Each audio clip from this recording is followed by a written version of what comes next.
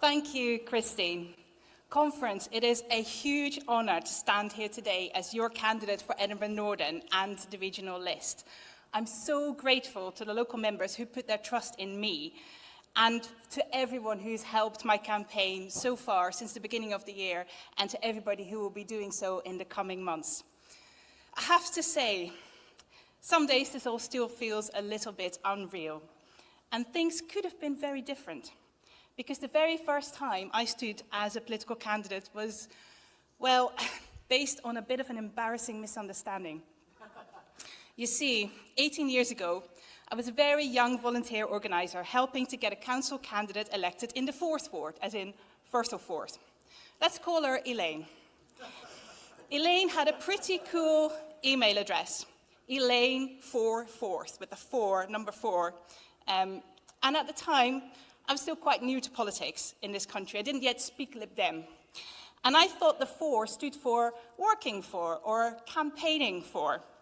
So I created my own email address, Sanne for 4th. I was quite pleased with it. Elaine must have been a little bit confused, but to her credit, she rolled with it. I was puzzled, though, that she started to introduce me as the second candidate for 4th next time round. I would laugh nervously. No way was I doing that. I shuddered at the thought of the idea of my face on a leaflet. I was terrified of public speaking. I cared deeply about my local area, sure, but I did not think I was candidate material. But when a by-election was called in that same ward the next year, everyone looked at me. And I looked back at them. Were they actually serious? Where could they have possibly got the idea that this is something that I wanted to do? It was only years later that the penny dropped. Very embarrassing. But I did stand. And even though I was still terrified, and we didn't win, not then, it didn't help that 2 weeks before polling day, half my campaign team got on a plane to help Barack Obama get elected instead. Do you know what they did? They left me with a big envelope. A big envelope that I was only to open if all else failed. If I was really down, there was a message in it to get me through. And you know what that caring, encouraging message said? It said, deliver more leaflets. I'm not kidding. It's a miracle Kevin Lang and I are still friends. Conference, we must deliver more leaflets because it's how we will win in Edinburgh Northern next May and in many other places around the country. I care deeply about the direction of politics in this country, the country which has been my home for all of my adult life. And I don't like what I see. On the one hand, we have a tired SNP, out of puff and out of ideas, except at election time. After 18 years of SNP government, John Swinney says he's just getting started. Give me a break. And on the other hand, we have the rise of Reform and Farage. And I don't know about you, but I'm enormously proud of the way Ed Davey and our MPs in Westminster are the ones holding Reform to account. While Labour and Conservatives are pandering to Reform, Liberal Democrats are standing up to their divisive, intolerant, anti-Europe and anti-net zero rhetoric.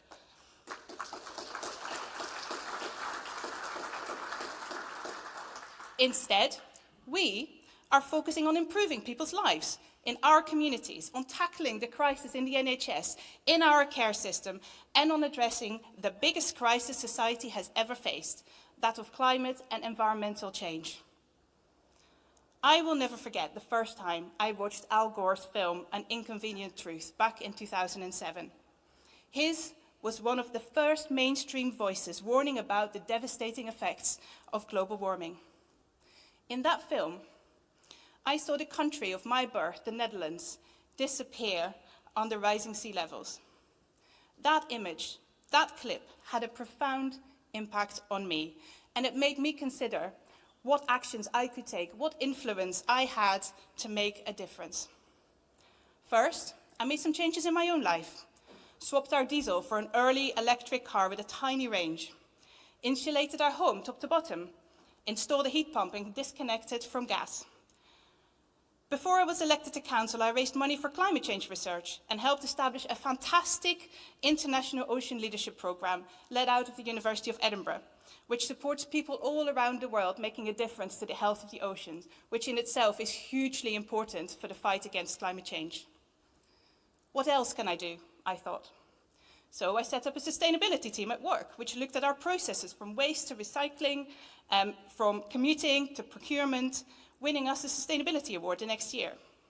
And in my own community, I worked very closely with local campaigners for Wardy Bay and more recently the Save the Roseburn Path campaign to protect vital green spaces from pollution and even destruction. Since my election to council, I've advocated for safer cycling and walking, especially around schools. And I've successfully argued for more money in our council budgets for our climate and low carbon heat networks teams. And if I am elected to the Scottish Parliament next year, I will be a champion for real, practical action on climate and environment there too.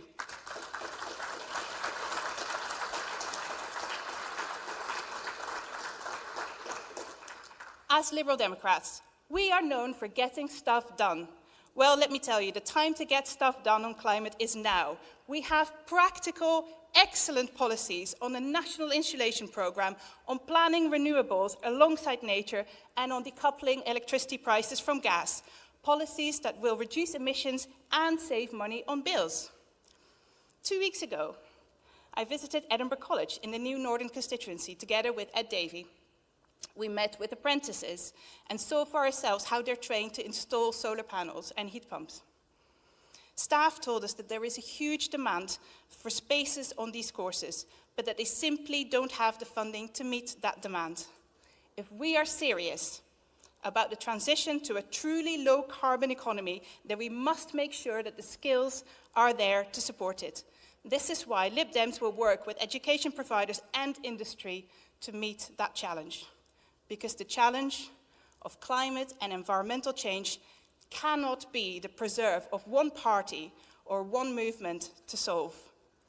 Reducing our emissions, meeting net zero, and tackling the biodiversity crisis must be goals that are shared across all political parties. And while the SNP have talked a fair game, their government has consistently failed to meet their own emissions reduction targets. But we cannot give up on achieving net zero emissions. There is no other silver bullet, no technology that will magically save us from doing the hard work, and our party can provide leadership on that, even if that sometimes means making difficult decisions. We have the track record of working with our communities, and I believe that we can bring our communities with us on this journey by making it easier and more affordable for people to make sustainable choices. We owe it to the next generation, many of whom feel deeply failed by the people in power. I want to be able to look my own children in the eye and say that I did what I could to leave this planet a slightly better place. My children. My long-suffering Lib Dem children. I know that many of you in this room will have children that have been dragged to local party AGMs, that have patiently tolerated a steady stream of strangers in their house for action days, that have been asked to deliver focus leaflets for ice cream. My kids mean the world to me.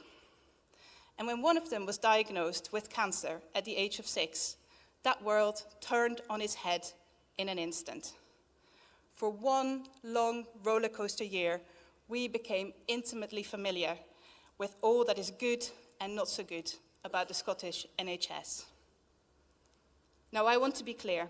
I have no reason to doubt the excellence of the medical treatments that my daughter received on the NHS and that ultimately led her to being well now, or the commitment of the doctors and nurses to the well-being of their patients. What we did see, though, was a system that is under immense pressure, with cost cuttings being obvious everywhere.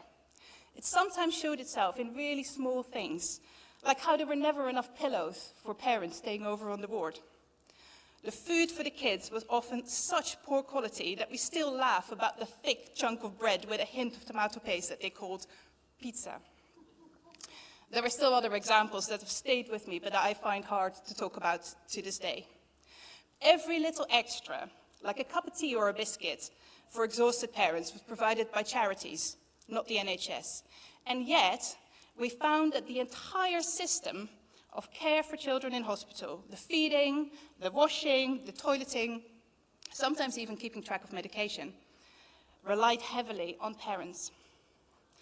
I expect many were struggling with their own mental health or even physical health, but no one talked about that. We were simply expected to get on with it. No doubt this is a familiar story for many people who care for loved ones and something that needs addressing society-wide.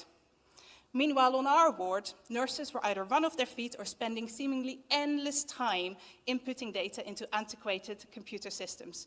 There never seemed to be enough of them. Sadly, problems with staffing are no means confined to paediatric cancer care. In June of this year, the Royal College of Radiologists reported that Scotland has a 25% shortage of radiologists and a 90% shortage of oncologists. They described the situation as a ticking time bomb. We all know how important early diagnosis is to outcomes, and yet the SNP has failed to meet their own cancer waiting time targets in over a decade. And while they say that they are recruiting more medical staff, the real problems lie not just in recruitment, but also very much in retention of staff, from radiologists to GPs. And as Liberal Democrats, we understand how important it is to have access to primary care in our own communities. Having to wait weeks for a GP appointment simply isn't good enough. If I get elected as MSP for Edinburgh Northern, I will continue to put pressure on the Scottish Government to fund our GPs properly, to fund our NHS properly, so that our residents can access the care that they need and deserve, because Scotland deserves better.